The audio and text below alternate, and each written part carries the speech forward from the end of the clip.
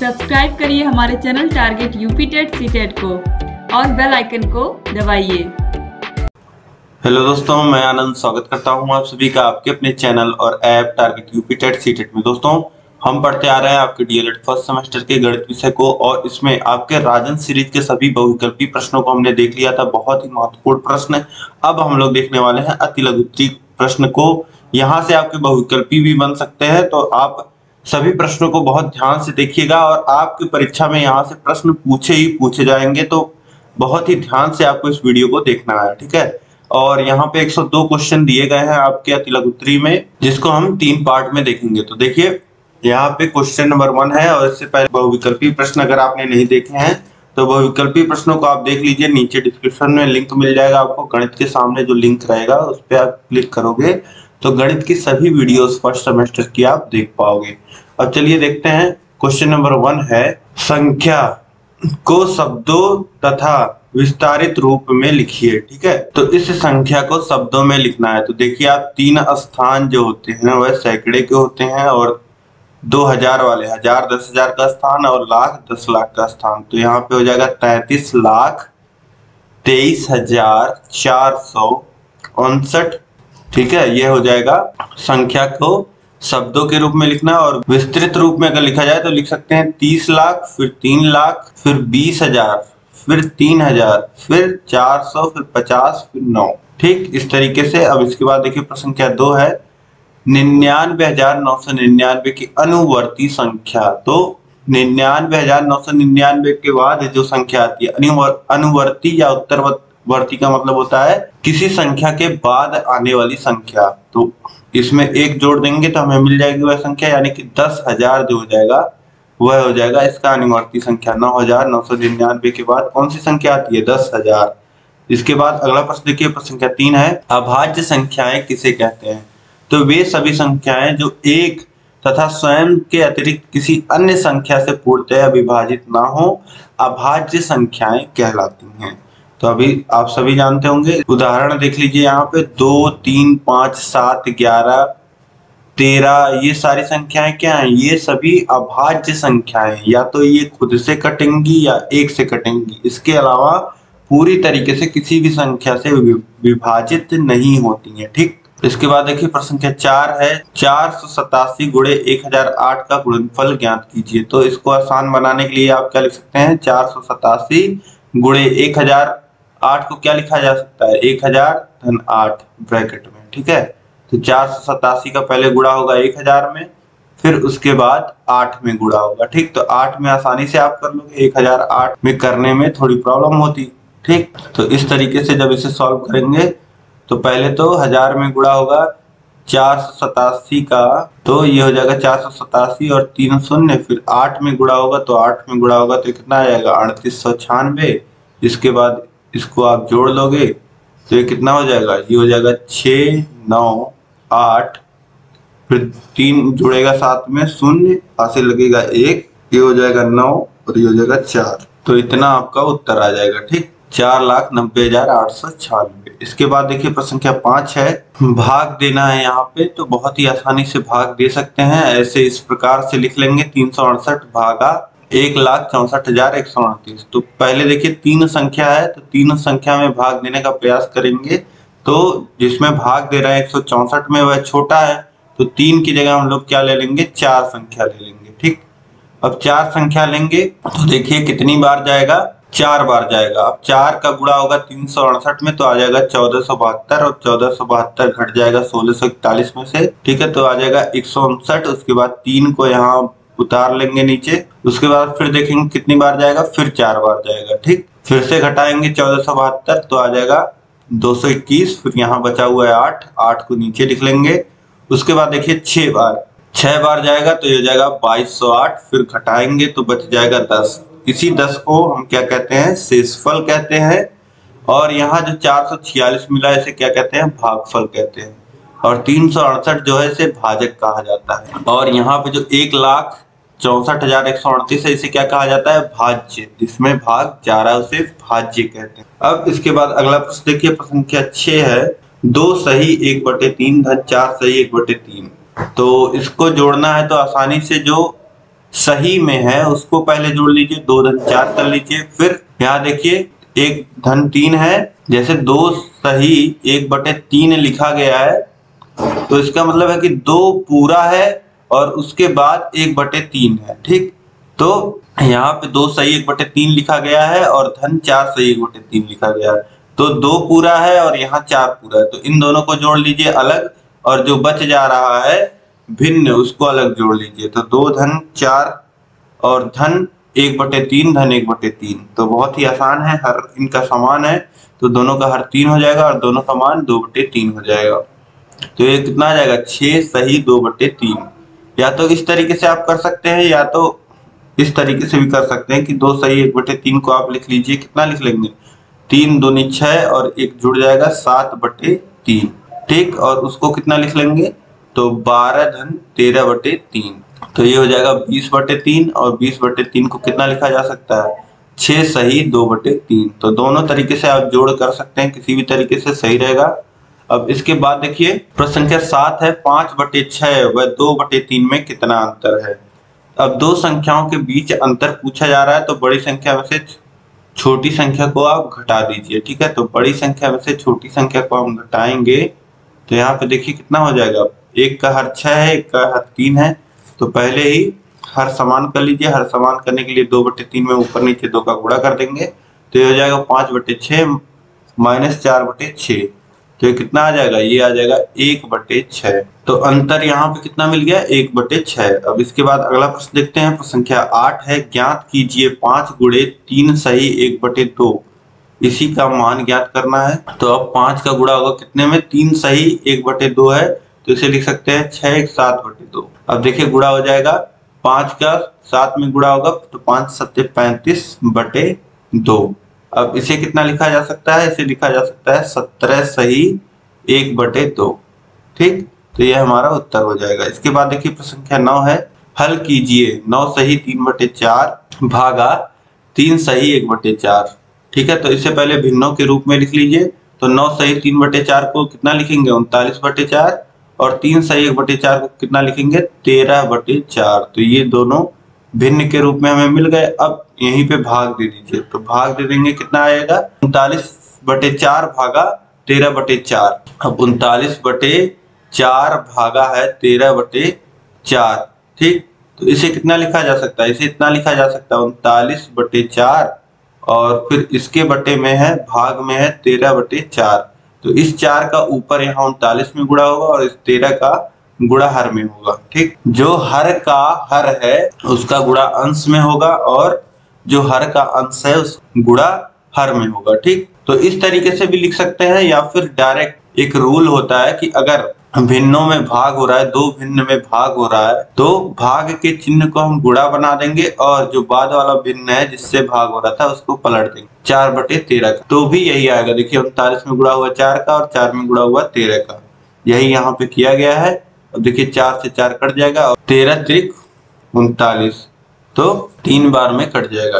तो उत्तर यहाँ पे कितना मिल गया 3। अब इसके बाद देखिए अगला प्रश्न है प्रश्न संख्या 10 सम भिन्न किन्हें कहते हैं। तो जिन भिन्नों का अंश हर से छोटे होते हैं तो इस प्रकार के भिन्नों को सम भिन्न या उचित भिन्न कहते हैं। ठीक है, जैसे 3/4 जो अंश है वह छोटा है हर से। ठीक है, तो ऐसे भिन्न को हम क्या कहेंगे सम भिन्न या फिर उचित भिन्न कहेंगे। जैसे यहाँ पे उदाहरण दिए गए हैं 2/3 4/7 3/10 1/7 आदि। अब इसके बाद देखिए विषम भिन्न किसे कहेंगे, तो जिसमें अंश बड़ा होगा। जैसे यहाँ पे देखिए 5/2 में 5 का अंश 5 बड़ा है, इसी तरीके 12/7 में 12 अंश बड़ा है, तो इसे विषम भिन्न कहेंगे। ठीक है, अब इसके बाद देखिए अगला प्रश्न है प्रश्न संख्या 12 8.754 को विस्तारित रूप में लिखिए। तो विस्तारित रूप में लिखने के लिए पहले अंक वाली संख्या लिख लेंगे। अंक वाली संख्या में भी बस इकाई है, अगर दहाई होता तो पहले 10 लिखते फिर उसके बाद इकाई वाला स्थान लिखते। ठीक है, तो अब देखिए 8 है तो 8 धन, अब दशमलव के बाद जो पहला स्थान है पहले उसको जोड़ के रूप में लिखेंगे, फिर उसको छोड़ के घटा करके जो बच रहा है दहाई दूसरे स्थान पे उसको लिखेंगे, फिर तीसरे स्थान को लिखेंगे। इस तरीके से यह हो जाएगा दशमलव संख्या का विस्तारित रूप। नेक्स्ट क्वेश्चन है क्वेश्चन नंबर 13, जोड़िए। देखिए यहाँ पे 3 दशमलव संख्याएं दी गई हैं जिनको जोड़ना है। तो इनको कुछ नहीं करना है, आपको ऊपर नीचे लिख लेना है। दशमलव एक सीध में रहे, संख्याएं मतलब जो दशमलव के बाएं तरफ वाला है उसको एक तरफ रखिएगा और जो दशमलव दाएं तरफ है उनको एक तरफ रखिएगा और जोड़ लेंगे आप आसानी से। तो आपको कितना मिल जाएगा? 758.279832। अब इसके बाद नेक्स्ट क्वेश्चन है क्वेश्चन नंबर 14, यदि करणी में 19,600 का मान 140 है तो करणी में 0.0196 का मान ज्ञात कीजिए।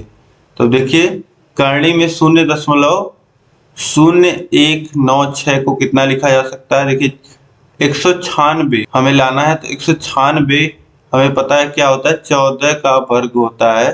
तो 196 लिखने के लिए हम लोग नीचे यहाँ पे देखिए 4 स्थान पे दशमलव है, तो नीचे ऊपर अगर हम लोग 10,000 से गुणा कर दें तो ये ऊपर आ जाएगा 196 और नीचे हो जाएगा 10,000। और ऊपर 196 को 14 गुणे 14 लिख सकते हैं और 10,000 को 100 गुणे 100 लिख सकते हैं। ठीक है, तो करणी में कितना हो जाएगा? 14 का स्क्वायर और बटे में 100 का स्क्वायर। तो ये कितना आ जाएगा? 14/100 करणी से बाहर आ जाएगा और 100 का भाग होगा 14 में, कितना आ जाएगा? 0.14। मतलब 0.14 का आप 2 बार अगर गुणा करते हैं तो आपको कितना मिलेगा? आपको मिलेगा 0.0196। अब इसके बाद देखिए अगला प्रश्न संख्या 15, 3 रुपए 8 पैसे को रुपए में लिखिए। केवल रुपए में लिखना है। 3 रुपए 8 पैसे को कितना लिखेंगे? 3.08, ये हो जाएगा रुपए में। ठीक है, इस तरीके से आप हल कर सकते हैं। 3.8 पैसे को कितना लिख सकते हैं? 8/100 रुपए, और रुपए में कितना हो जाएगा? ये 0.08 रुपए। तो ये जुड़ जाएगा 3 रुपए में, तो हो जाएगा 3.08 रुपए। अब इसके बाद नेक्स्ट क्वेश्चन देखिए क्वेश्चन नंबर 16 है, 54 के अपवर्तक ज्ञात कीजिए। तो 54 के अपवर्तक गुणनखंड क्या क्या होंगे? 1, 2, 3, 6, 9, 18, 27, 54। अब इसके बाद देखिए क्वेश्चन नंबर 17 है, 13 के अभाज्य गुणनखंड ज्ञात कीजिए। तो 30 का अभाज्य गुणनखंड ज्ञात कीजिए। तो 30 का अभाज्य गुणनखंड मतलब ऐसे संख्याओं में इसको तोड़ना कि वो संख्याएं फिर ना टूटती हो। तो 30 देखिए 2 से कटता है तो 2, इसके बाद 4 से नहीं कटता है तो गुणे में 2 नहीं, अब 3 आएगा, क्योंकि 3 से कटता है 30। तो 2 त्रिक 6 और 6 पच्चे 30। तो ये हो जाएगा अभाज्य गुणनखंड 30 का। यहाँ पे 2, 3 और 5 30 के अभाज्य गुणनखंड हैं। अब इसके बाद देखिए प्रश्न संख्या 18 है, गुणनखंड विधि द्वारा 120 और 300 का मासा ज्ञात कीजिए। तो 120 को अगर हम लोग लिखें तो कितना लिख सकते हैं? 2 गुणे 2 गुणे 3 गुणे 2 गुणे 5। और 300 को कितना लिखा जा सकता है? 30 गुणे 10 गुणे 10, या इसी को 3 गुणे 2 गुणे 5 गुणे 2 गुणे 5, इतना लिखा जा सकता है। अब देखिए यहाँ पे 2 3 बार आ रहा है और यहाँ पे 2 2 बार आ रहा है, तो 2 को 2 बार लिखेंगे। कम बार लिखते हैं मासा में जो दोनों में कॉमन हो। ठीक है, अब इसके बाद देखिए 3 यहाँ 1 बार और 5 1 बार आ रहा है, और यहाँ पे देखिए 3 1 बार और 5 2 बार आ रहा है। तो 3 1 बार और 5 को भी 1 बार लिखेंगे। तो 3 गुणे 5, अब गुणा कर लेंगे, 2 दूनी 4, 12 12 25 60। तो 60 हो जाएगा मासा। ठीक है, जो दोनों जगह कॉमन मिलता है उसी को हम लोग लिखते हैं। अब इसके बाद देखिए प्रश्न संख्या 19 है, 112 252 99 का लासा ज्ञात कीजिए। 112 252 99 को लिख लीजिए। अब देखिए कोई संख्या क्या इसमें 2 से कट रही है, तो देखिए यहाँ 2 से संख्या 112 और 252 कटेगी, तो ये हो जाएगा 56 126 और 99 को ऐसे ही लिख लेंगे। फिर देखेंगे 2 से कट रहा है, तो हाँ फिर 2 से कट रहा है, 56 126, फिर 2 से भाग करेंगे तो 28 63 99 आ जाएगा। फिर इसके बाद देख रहे हैं 28, अब देखिए 28 से 63 है 99 है, तो 3 से कटने वाली संख्याएं अपने पास 63 और 99, तो 3 से हम भाग दे देते हैं तो आ जाएगा 28 को इसी तरीके से उतार लेंगे, नहीं कट रहा है, 63 को 21 हो जाएगा, 3 का भाग जाएगा, 99 में 3 का भाग जाएगा, 33 हो जाएगा। फिर देखिए 3 से काटेंगे तो 28 को ऐसे लिख लेंगे, फिर 21 कटेगा 3 से 7 हो जाएगा, 33 कटेगा 11 हो जाएगा। फिर अब देखिए यहाँ पे आपको 7 दिख रहा है और 28 दिख रहा है, तो ये दोनों 7 से कटने वाली संख्या है, तो 28 हो जाएगा 4, 7 हो जाएगा 1 और 11 को 11 इसी तरह लिख देंगे। ठीक है, अब यहाँ पे देखिए 4, 1 और 11 बचा हुआ है, तो इसको चाहे तो कट करके यहाँ पे लिख सकते हैं, 4 से एक बार भाग दीजिए या 2 से 2 बार और 11 से एक बार, ये सब खत्म हो जाएगा। ठीक, या फिर सीधे सीधे इसी को गुणा कर लेते हैं लासा निकालते समय। तो आसान यही है कि लासा निकालते समय गुणा कर लेते हैं। तो लासा पा जब लिखेंगे तो देखिए क्या लिखेंगे, 2 गुणे 2 गुणे 3 गुणे 3 गुणे 7, और यहाँ जो बच गया है 4 और 11, इसको भी गुणा कर लेंगे तो ये कितना आ जाएगा, 11,188। जो लासा हो जाएगा वह हो जाएगा 11,088, 11,088। इसके बाद देखिए नेक्स्ट क्वेश्चन है क्वेश्चन नंबर 20, 3/25 को प्रतिशत में बदलिए। तो किसी भी संख्या को प्रतिशत में बदलने के लिए प्रतिशत का चिन्ह जब भी लगाते हैं तो उसमें 100 से गुणा करते हैं। ठीक है, तब उसके आगे हम प्रतिशत का चिन्ह लगा देते हैं। अब देखिए 25 से कट जाएगा 100 4 बार में, और ये आ जाएगा 3 का गुणा 4 में होगा तो 12% आ जाएगा। तो इस तरीके से आसानी से मैंने आपको बहुविकल्पी से ही मैं बताते आ रहा हूँ किस तरीके से आपको करना है। ठीक, अब इसके बाद देखिए प्रश्न संख्या 21 है, 1.4 को प्रतिशत के रूप में लिखिए। तो यहाँ पे देखिए प्रतिशत के रूप में लिखने के लिए इन्होंने क्या किया है, 100 का ऊपर नीचे गुणा किया है और 1.4 गुणे 100 का गुणा इसमें हो जाएगा और गुणे 1/100 हो जाएगा। 1/100 को ये प्रतिशत लिख देंगे और ये हो जाएगा कितना, ये हो जाएगा 140 और प्रतिशत 140। 1.4 को कितना लिख सकते हैं, 140% लिख सकते हैं। इसके बाद देखिए संख्या 22 है, 18.5 को दशमलव भिन्न में लिखिए। 18.5 प्रतिशत को दशमलव भिन्न के रूप में लिखना है। तो देखिए कितना हो जाएगा, 18.5 को दशमलव भिन्न के रूप में, 18.5 प्रतिशत को दशमलव भिन्न के रूप में लिखना है। तो 18.5 और प्रतिशत को कितना लिखते हैं, 1/100। तो 18.5 में गुणा भाग होगा 100 से, तो ये कितना हो जाएगा 0.2 स्थान दशमलव खिसक जाएगा जब 100 से भाग होगा, क्योंकि 100 में 2 शून्य होता है, 2 स्थान दशमलव खिसक जाएगा तो ये हो जाएगा 0.185। ठीक, अब इसके बाद देखिए 23 है, 150 किलोग्राम का 25% कितना होगा। 25% मतलब 1/4 होता है। तो यहाँ पे सॉल्व करने के लिए तो आप ऐसे कर सकते हो, ऐसे अगर आपको दिमाग में अपने रखना है तो 25% का मतलब होता है किसी का चौथा भाग। तो सीधे तो 4 से भाग दे करके आप निकाल सकते हो, 4 से काटोगे तो ये कितना आएगा, 4 त्रिक 12 और बचा 30 और 4 सत्ते 28 और फिर बचा 2 और दशमलव लग जाएगा 20 हो जाएगा और 4 पच्चे 20, 37.5 आएगा ऐसे। और अगर ऐसे निकालना चाह रहे हो 150 का 25% तो का मतलब होता है 150 का 25%, यानी 150 गुणे 25% और 150 गुणे 25%।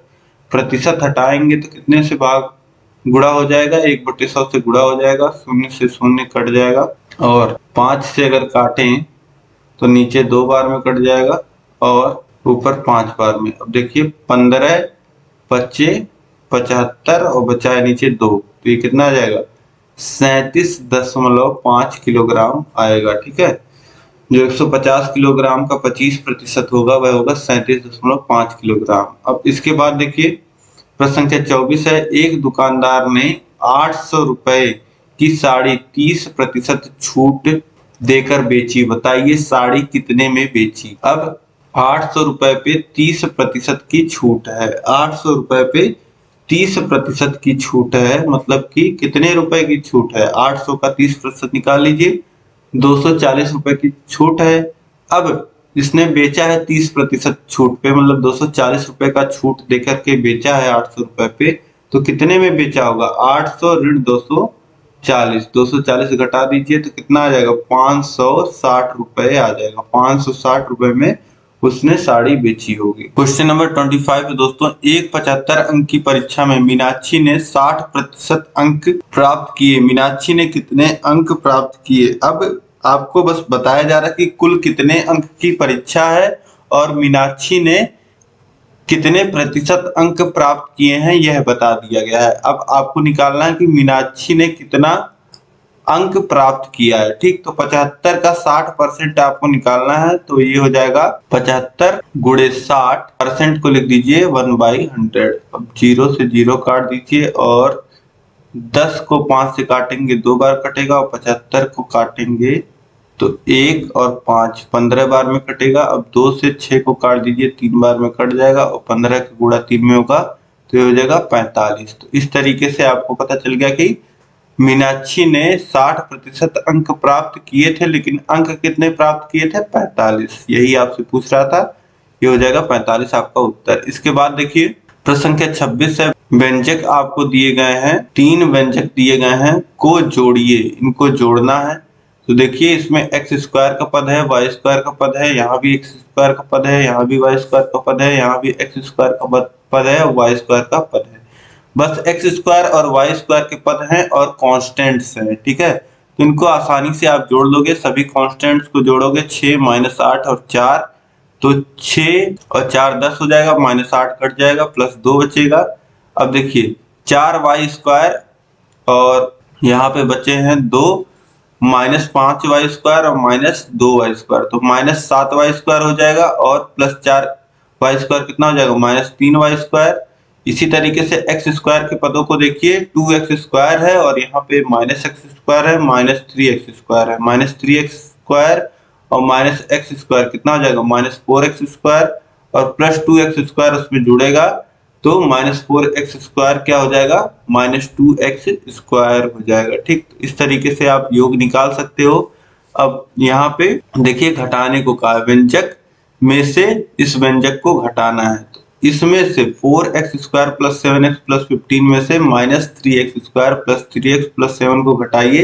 तो ऊपर आप लिख लीजिए जिसमें से घटाना है, नीचे जिसको घटाना है उसको लिख लीजिए। अब घटाना है तो सभी चिन्ह परिवर्तित हो जाएंगे, जो माइनस होगा नीचे वाले का वो प्लस हो जाएगा, जो प्लस होगा वो माइनस हो जाएगा। ठीक है, जैसे -3x स्क्वायर है तो ये हो जाएगा +3x स्क्वायर, और जैसे आप ब्रैकेट में करते हो ना तो बीच में माइनस लगाते हो, जब ब्रैकेट खोलते हो तो सभी चिन्ह परिवर्तित हो जाते हैं ना, तो वैसे यहाँ पे भी होगा, सभी चिन्ह परिवर्तित हो जाएगा। ऊपर नीचे आपने लिखा है तो आप घटा लीजिए 15 और ये नीचे वाला है -7 है, तो ये कितना हो जाएगा? 15 में से 7 जाएगा तो ये हो जाएगा 8 बचेगा यहाँ पे। फिर देखिए 7x और नीचे है -3x तो ये हो जाएगा 4x प्लस में, और यहाँ पे देखिए ऊपर है 4x स्क्वायर और नीचे -3x स्क्वायर था, चिन्ह बदल गया है +3x स्क्वायर हो गया, तो ये 7x स्क्वायर हो जाएगा घटाने के बाद। इस तरीके से आप 27 नंबर को कर लेंगे। इसके बाद देखिए 28 नंबर क्वेश्चन है, 6 मीटर लंबी तथा 3 मीटर चौड़ी आयताकार क्यारी का परिमाप ज्ञात कीजिए। परिमाप में कुछ नहीं होता है, जैसे एक पॉइंट ए से आप चले तो उसी पॉइंट पे लौट कर आने में कितनी दूरी लगेगी, यही होती परिमाप। और आयत का परिमाप होता है 2 गुणे लंबाई धन चौड़ाई। ठीक है, लंबाई चौड़ाई लंबाई चौड़ाई, 2 बार लंबाई का जोड़ 2 बार चौड़ाई का जोड़, इसीलिए सूत्र हो जाता है 2 गुणे लंबाई धन चौड़ाई। वैल्यू रख दीजिए, लंबाई है 6 चौड़ाई है 3, तो 2 गुणे ब्रैकेट में 6 धन 3, 6 धन 3 हो जाएगा 9 और उसमें गुणा हो जाएगा 2 का, तो कितना आ जाएगा? 18, 9 दूनी 18, परिमाप कितना हो जाएगा? 18 मीटर हो जाएगा। ठीक, अब इसके बाद देखिए प्रश्न संख्या 29 है, यदि त्रिभुज ABC के आधार की लंबाई 8 सेमी तथा ऊंचाई 3 सेमी हो तो त्रिभुज ABC का क्षेत्रफल ज्ञात कीजिए। अब त्रिभुज के क्षेत्रफल का सूत्र होता है दोस्तों 1/2 आधार गुणे ऊंचाई। ठीक, ये सूत्र होता है। तो अब कितना हो जाएगा? 1/2 आधार है 8 और ऊंचाई है 3, तो 1/2 8 गुणे 3, तो 2 से काटिए 8 को 4, अंश में बचा क्या? 4 गुणे 3, 4 गुणे 3 कितना जाएगा? 12, और सभी आपको सेंटीमीटर में दिया गया है, क्षेत्रफल है तो सेंटीमीटर स्क्वायर या वर्ग सेंटीमीटर आप लिख देंगे। ठीक, अब इसके बाद देखिए प्रश्न संख्या 30 है, समबाहु की एक भुजा ज्ञात कीजिए जिसका परिमाप 6 सेमी है। समबाहु त्रिभुज है जिसका परिमाप जो है वह 6 सेंटीमीटर है। अब समबाहु त्रिभुज में अगर हम परिमाप देखेंगे तो समबाहु त्रिभुज की भुजा क्या होती है, अगर एक भुजा ए है तो बाकी भुजा भी ए होगी, ठीक है। समबाहु त्रिभुज में सभी भुजाएं बराबर होती हैं और परिमाप कितना होता है 3a। तीनों भुजाओं को जोड़ लीजिए तो कितना आएगा a धन a यानी कि 3a, और 3a की वैल्यू दी गई है 6। a की वैल्यू कितनी आ जाएगी 6/3 यानी कि 2। a बराबर कितना आ जाएगा 2, यानी कि भुजा कितना हो जाएगा 2 सेंटीमीटर। इसके बाद देखिए 31 है, 240 लीटर का 10% कितना होगा। 240 लीटर का 10% आपको पता है, बस 10 से भाग कर दीजिए आप, या इस तरीके से 240 का 10% को लिखेंगे 1/100, शून्य से शून्य कटेगा, यहाँ भी शून्य से शून्य कटेगा, 24 लीटर आ जाएगा 240 लीटर का 10%। इसके बाद देखिए क्वेश्चन नंबर 32 है, का मान ज्ञात कीजिए। दो व्यंजक हैं जो आपस में घट रहे हैं, बस आपको ब्रैकेट खोल करके सभी चिन्हों को बदल देना। माइनस से गुणा होगा तो ये हो जाएगा -x, ये हो जाएगा +y, ये हो जाएगा -z, ठीक है। अब जोड़ देंगे तो यहाँ देखिए x है, यहाँ -x है, तो ये दोनों कट जाएंगे। यहाँ +y है, यहाँ भी +y है, तो ये हो जाएगा 2y, और यहाँ +z है और यहाँ है -z, तो ये भी कट जाएंगे।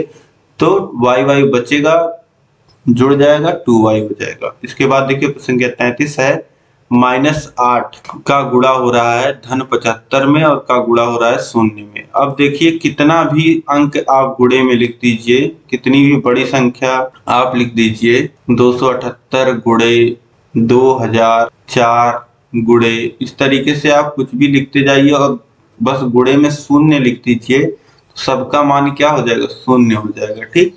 तो यहाँ पे उत्तर कितना आएगा 0, क्योंकि यहाँ पे 0 का गुणा कर दिया गया है तो मान क्या हो जाएगा 0 हो जाएगा। इसके बाद देखिए प्रश्न संख्या 34 है, 9 एवं 15 के समापवर्तक लिखिए। तो 9 और 15 के समापवर्तक, 9 के क्या हो जाएंगे, 9 किन किन संख्याओं से 9 कटता है, तो 1 से कटता है, 3 से कटता है और खुद से कटता है। 15 इसी तरीके से 1 से, 3 से, 5 से और 15 से। अब इसके बाद देखिए समतल में स्थित एक बिंदु से होकर कितनी रेखाएं खींची जा सकती हैं। तो समतल में कोई एक बिंदु है तो उससे एक रेखा ये, एक रेखा ये, एक रेखा ये, एक रेखा ये, अनेक रेखाएं या अनंत रेखा आप लिख सकते हैं, अनंत रेखाएं खींची जा सकती हैं, अनंत रेखाएं खींची जा सकती हैं। तो इस तरीके से दोस्तों यहाँ पे 35 क्वेश्चन आपके कंप्लीट होते हैं। पार्ट 1 जो है आपका ये कंप्लीट होता है। पार्ट 2 में हम लोग आपके बचे हुए क्वेश्चंस को देखेंगे। और अब इस वीडियो को दोस्तों अधिक से अधिक आपको शेयर करना है, क्योंकि आसान भाषा में सभी प्रश्नों को मैंने आपको समझा दिया है बहुत ही कम समय में। तो कम से कम 5 मित्रों में शेयर करिएगा और सभी ग्रुपों में आप शेयर कर दीजिएगा। कम से कम जो 5 खास मित्र हैं उनको शेयर करिएगा। इस वीडियो को आप लाइक कर दीजिए और कहीं भी कोई भी डाउट हो तो आप मुझे कमेंट करके पूछ सकते हैं, ठीक है। और चैनल को अभी तक अगर आपने सब्सक्राइब नहीं किया हुआ है तो चैनल को आप सब्सक्राइब कर लीजिए और बगल में बेल आइकन होगा उस पर ऑल सेलेक्ट कर लीजिएगा ताकि सभी नोटिफिकेशंस आपको मिल पाए, ठीक है। इसी तरीके से आपको सभी विषय पढ़ा दिए गए हैं। सभी विषयों का लिंक नीचे डिस्क्रिप्शन बॉक्स में मिल जाएगा, वहां से जाकर के आप अपने सभी विषयों की बेहतरीन तैयारी कर सकते हैं। अब इस वीडियो में दोस्तों अंत तक बने रहने के लिए आप सभी लोग का बहुत बहुत धन्यवाद। और नेक्स्ट पार्ट आपका वहीं गणित के प्लेलिस्ट में आपको मिल जाएगा। मिलते हैं नेक्स्ट वीडियो में। जय हिंद।